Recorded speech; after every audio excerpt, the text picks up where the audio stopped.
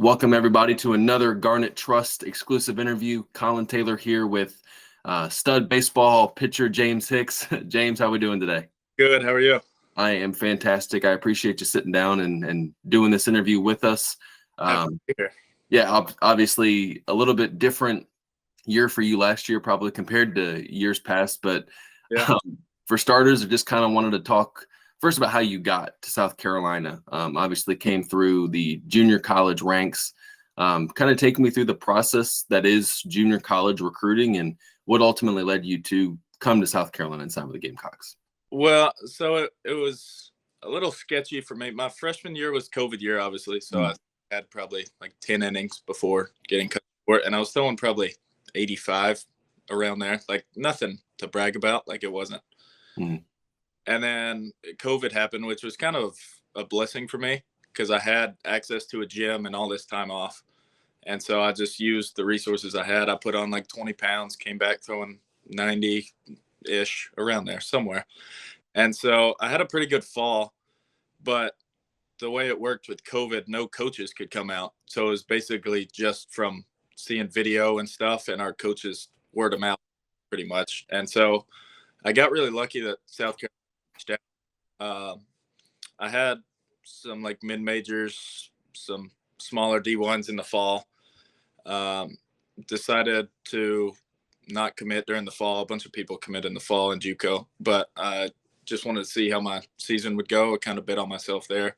I figured I would have a good season, so I just let it ride. And then I was doing pretty good. I think it took like 45 strikeouts before my first walk or something like that. And so I think that's really why a bunch of schools started talking to me, just because of that. Like I didn't throw super hard, but that was a good stat for me and got a lot of attention. And so schools just started reaching out. And I remember exactly when it was Coach Couch that followed me on Twitter, and I was on the bus going to a game, and I looked at my phone and saw that, and I just started freaking out. Like I was panicking, and I was on a bus, so I couldn't like tell anybody because everybody would hear. And so I was just sitting there silently, like freaking out. But I remember he followed me. We got in touch, and I talked to all the coaches here. I was doing FaceTimes with all the coaches, and they were giving me tours of everything because I couldn't take a visit because it was COVID. I just loved all the coaches. I did research. It's the SEC. Everybody knows the SEC's best conference in baseball. So I wanted to come here, compete against the best. I love the coaches. I know it's a great fan base. And so it just felt like a perfect fit, really. Yeah. It really wasn't a hard decision for me. It was pretty clear this was the place to be. How did the actual getting to see the facility in the locker room live up to the FaceTimes you got to see from the coaches? Well, I came here and I was pretty lost, not gonna lie, because the FaceTime didn't really describe where to go. But they did a good job with it. They showed off everything pretty well and a lot of pictures and stuff. So I mean, it was pretty close, but definitely when I got here, it was way better than the FaceTimes. Yeah, I guess you mentioned Coach Couch. You commit, and Coach Couch and Coach Mead are the two position coaches.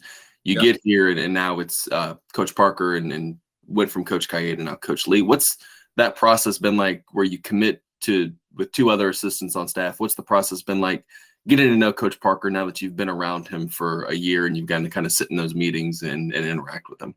Yeah, well, originally when it happens, it was scary because I had no idea who Coach Parker was at the time, and Coach Mead left, and I loved Coach Mead from talking to him. But I mean, it's worked out perfect. I love Coach Parker. He's gonna go down in my list as one of my favorite coaches of all time. He's awesome. He's somebody I think all of us can say that we can reach out to him anytime and just have a nice conversation with him about whatever's going on. He's a great guy to know and a great coach to work under for sure.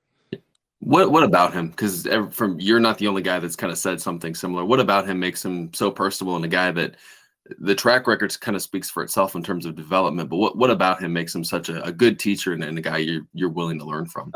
He's so hands-on. He spends so much of his time making sure that whatever we need and whatever we need to work on, we get the time in to work with him on it. He takes videos. He talks about every part of what you're doing, and he just gets to know you. Even when you're not practicing, you'll talk about whatever's going on. You just get really close with him, and he's just awesome.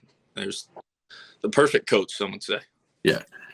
Kind of going, I don't want to spend too much on last year because I know you're probably sick and tired of thinking and talking about it, but what was that like? You're obviously, you go into the season expecting to be a rotational guy, kind of in that rotation spot. I think 2 starts in, not even a full 2 starts in, you tear UCL. Take me kind of through that moment where you knew that's what that happened and what the last year's been like trying to come back from it. Well, I kind of knew before the start when it happened that it Mhm. had a feeling that it was going to happen. I remember I Snapchatted a few of my friends the night before and said there's a high chance that my elbow blows out Mhm. next day, just because I had some weird feelings going on in there that I had never felt before. And I was like, well, it's probably too late now. So just let's let it ride, see what happens. And so I kind of expected it.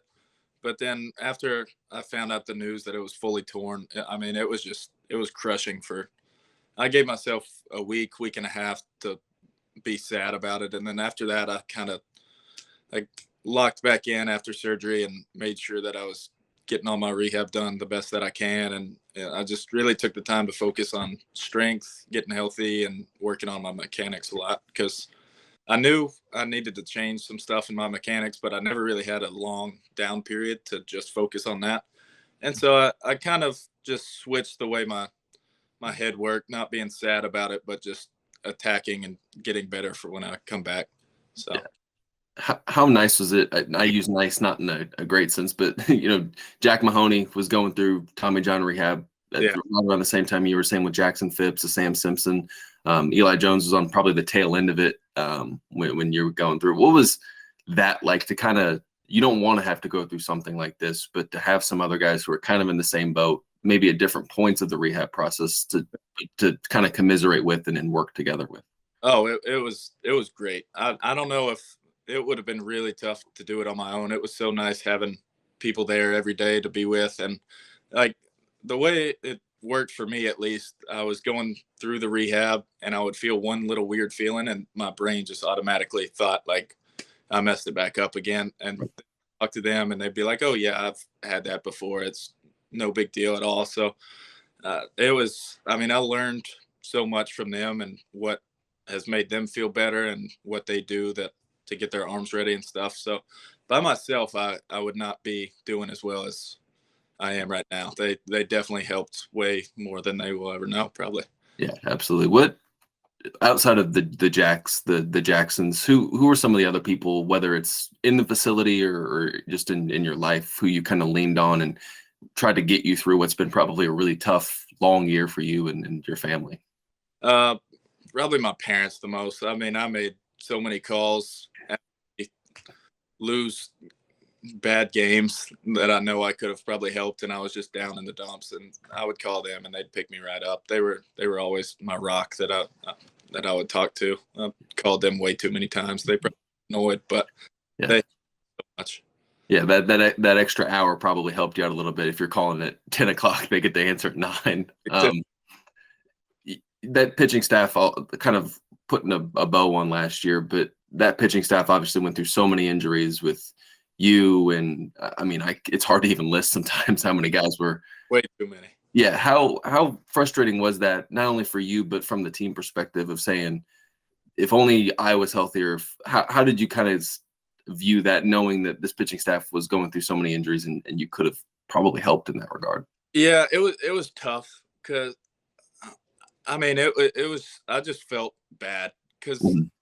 like in the fall we had injuries, but we always like thought like people would be getting back healthy right for season, and I think everybody thought we'd be pretty good, and nobody really expected all that to happen, and so it was just kind of crushing for all of us, Mhm. and we were still a pretty good team even with all that, Right.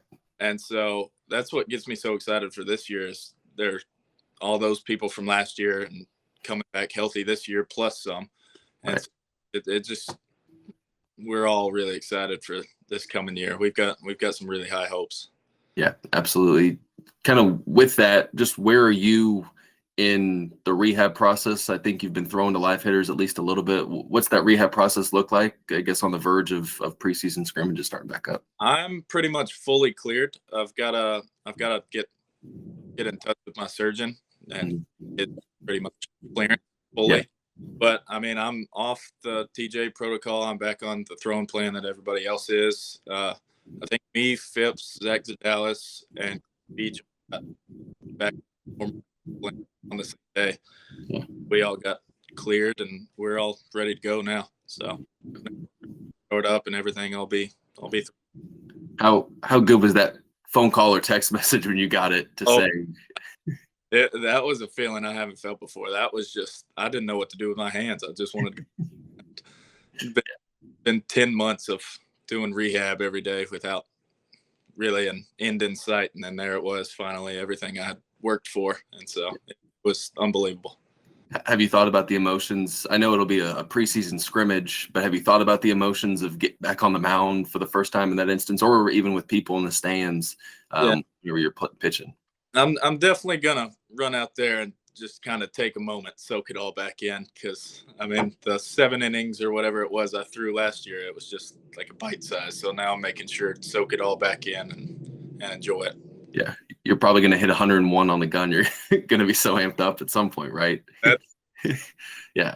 I guess with that, you were a starter last year, and now you kind of get back into the fold of what is what's expected to be a pretty good pitching staff with you, Will, Noah, a lot of other guys, Jack, coming back. Where do you kind of see your role, and how do you feel like you can help impact the staff? I mean, it's a staff and a half. It's the best staff I'll probably be on for a while. And so, I mean, I don't really have expectations for it. My mindset going into it is just whenever they put me in, just kind of contribute the best way that I can, whether that be starter, bullpen, closer, anything.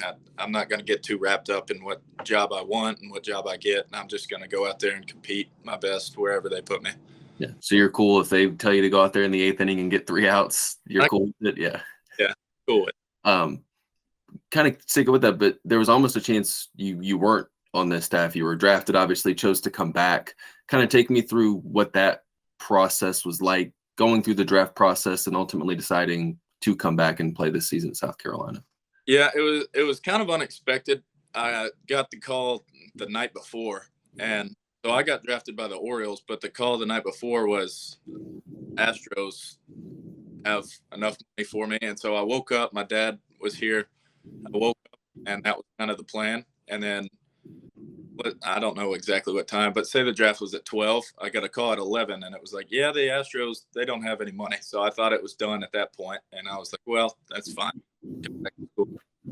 And the draft was going through and I just got a random call and said, oh, the Orioles found some money. And I was like, oh, cool. And then they called back again and said, never mind. That's gone.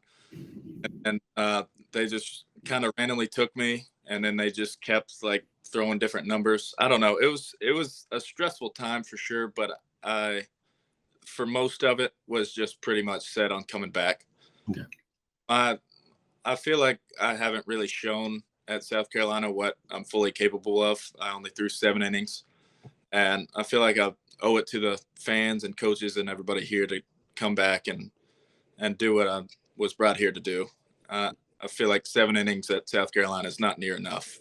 I wanted some more of it, and I just love being here. And right now I'm very, very happy with my decision, and I wouldn't change it. Yeah. So. Yeah, absolutely. And I guess kind of sticking with that, you talk about not having shown what you're capable of in just 7 innings. You mentioned some mechanical tweaks that you made in the time off. I'm not a pitching guru and I'm fascinated by all the stuff, but just what kind of adjustments did you make for someone that doesn't know a whole lot about baseball, and how do you feel like that's kind of impacted you in the live at-bats you've been able to take? So basically last year I would get really like loaded. My back heel would come up and I would get up on my toes and just kind of launch towards home, instead of now I'm staying more stacked and riding the slope better, getting back into like what's it called, the glutes and everything, just riding the slope, moving a lot more efficiently down the mound instead of lunging, and my arm last year was real long and stabby, and so I've cleaned that up. It's a little bit shorter, little better, and I'm just getting out, having better extension on the ball, so everything has a lot more depth and it's a lot later. So it's still a work in progress, but I think I've made some pretty good strides towards it. What are you throwing right now in terms of pitches, and what's that velocity like on the fastball right now?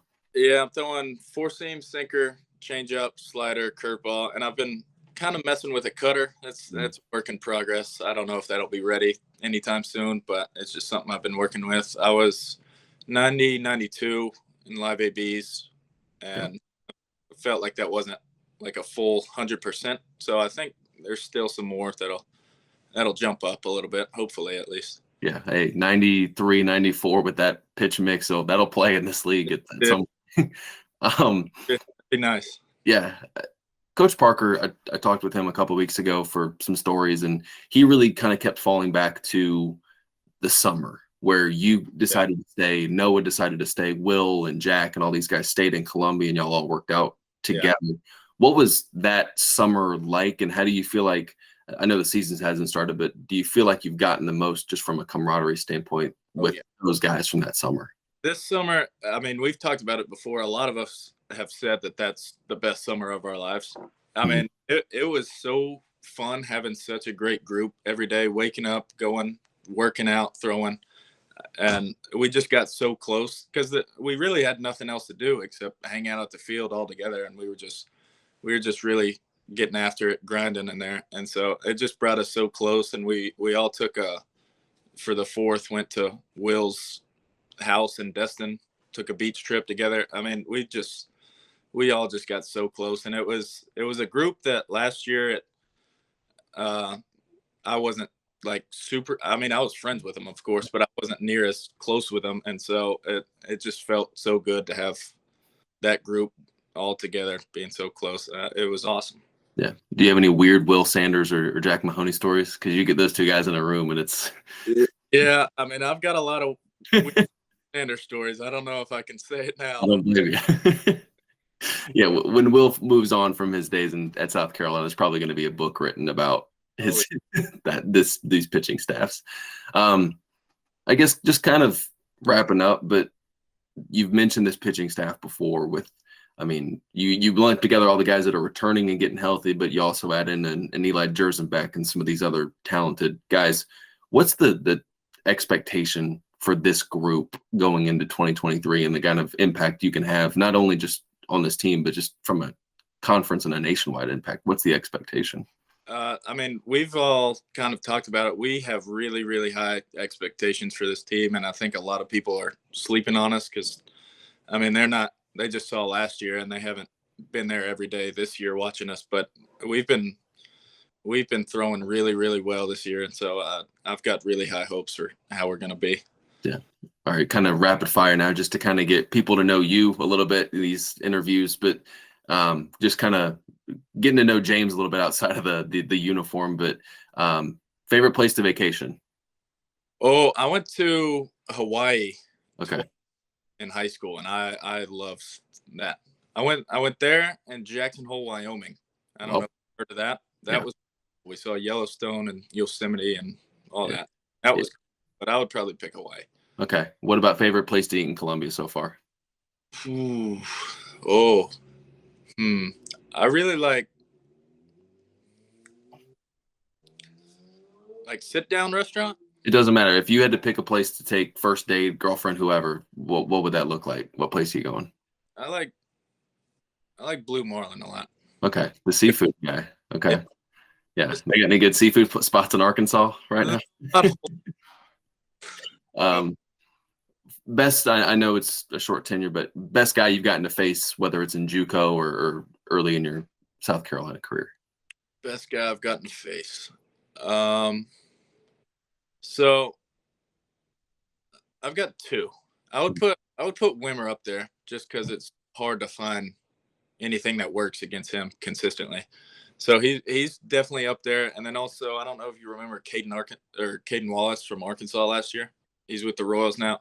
He grew up like 20 minutes from me, so I would always play against him in like travel ball growing up. I think either of those are probably the best.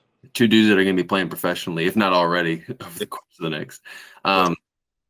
Place you're most excited to go to this year from a schedule standpoint? I know probably the obvious answer, but place you're most excited to go play? Definitely Arkansas. Okay. How exciting is that going to be? How many family members are you going to have there? As many tickets as I can get to give out, I will have. Yeah. I mean, I think I've talked about it to all my friends and family, and so I'm gonna just try to get as many as I can there. That's something I've been looking forward to ever since the schedule came out. Yeah, it'll be a lifelong dream kind of thing there. Absolutely. Pitcher you most kind of model your game after, whether it's big league or a guy you grew up with? I really like Marcus Stroman. I like watching him. I mean, he's kind of, people have different opinions on him, but I love watching the way he can spin the ball and just make it dance, and his mechanics are just something that I would really, really like to look like. Yeah, absolutely. Favorite part, I know you've only got 7 innings under your belt, but favorite part about being a student athlete at South Carolina and getting to play for the baseball program? Just the resources we have here. I mean, coming from JUCO, where we lifted at a YMCA across the street, coming into South Carolina, it was just something I was definitely not used to, and something it's just awesome. I love spending time up there because we've got everything you need here, and it's my favorite part, just going to the field every day. Absolutely. Well, I think that's it, James. As we kind of wrap it, you're obviously been a member of the Garnet Trust. You've done some speaking events with us, the welcome party. You've done this. How important is this NIL perspective for you and the rest of your teammates and the athletes you get to talk to? Oh, very important. I love Garnet Trust. I feel blessed to be like a part of it. It's everybody I've met through it is just amazing, and it's unbelievable. Really, I love it. Absolutely. Well, James, I can't thank you enough for taking some time to talk. I know you probably got some downtime over the course of the next few days with some lifts mixed in as well, but can't thank you enough for joining us. Looking forward to seeing you back on the mound for the first time in a while, next few weeks. And thank you again for joining us on this edition of our Garnet Trust interview series. Yes, sir. Thank you for having me.